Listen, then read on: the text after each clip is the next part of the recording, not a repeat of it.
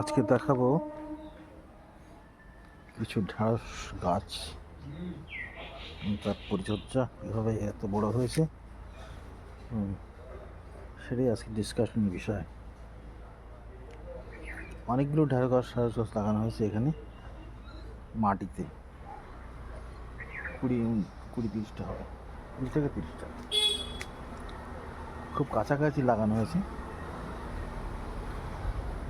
এই ঢ্যাঁড়স গাছ লাগানোর আগে এখানে মাটিটা প্রস্তুত করা হয়েছে।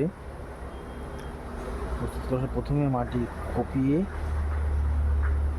তার মধ্যে সার বলতে পাতা পচা সার, তারপরে খোলের গুঁড়ো,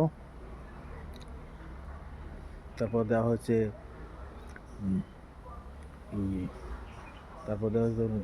হাড় গুঁড়ো, শিংকুচি, তারপর দেওয়া হয়েছে নিম খোল। এগুলো দিয়ে আর একটা কোপ দিয়ে এখানে রেখে দেওয়া হয়েছে প্রায় মাসখানেক। রেখে দেওয়ার পরে 1 মাস পরে এই গাছ লাগানো হয়েছে, ঢ্যাঁড়স গাছ। ঢ্যাঁড়স গাছ অলরেডি ঢ্যাঁড়স গাছের বীজ থেকে প্রায় 2 মাস হলো ঢ্যাঁড়স খাওয়া শুরু হয়েছে, এবং কয়েকদিনের মধ্যে ঢ্যাঁড়স খাওয়া যাবে। এটা আমার অভিজ্ঞতা আছে, গত কয়েক বছর ধরে এইভাবে ঢ্যাঁড়স গাছ আমি লাগাই, এবং প্রচুর ঢ্যাঁড়স হয়, যেটা আমাদের খাওয়ার পক্ষে যথেষ্ট। এটা হাইব্রিড টাইপের ঢ্যাঁড়স, এর ফলন খুব বেশি। এর মাঝে মাঝে আমি যেটা করছি সেটা হচ্ছে সর্ষের খোল ভিজিয়ে 7 দিন রেখে সেই খোল ভেজা জল এখানে গোড়ায় দিয়ে দিচ্ছি।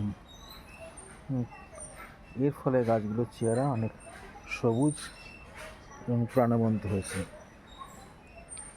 এর মধ্যে আর বিশেষ কিছু দেওয়া হয়নি, এরপরে শুধু সর্ষের খোলটাই দেওয়া হচ্ছে। আর হ্যাঁ, এর সঙ্গে দেওয়া হচ্ছে যেটা, তাতে পোকা না লাগে।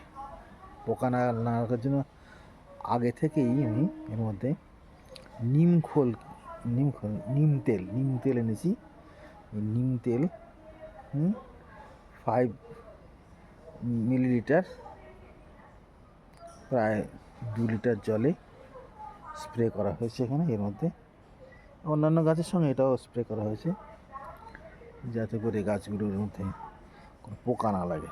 সেই জন্য দেখা যাচ্ছে যে কোনো গাছে কোনো পোকা লাগেনি, এবং পাশাপাশি গাছগুলো আমি ঠিক একইভাবে নিম তেল দিয়েছি, তার ফলে কোনো পোকা লাগতে পারছে না।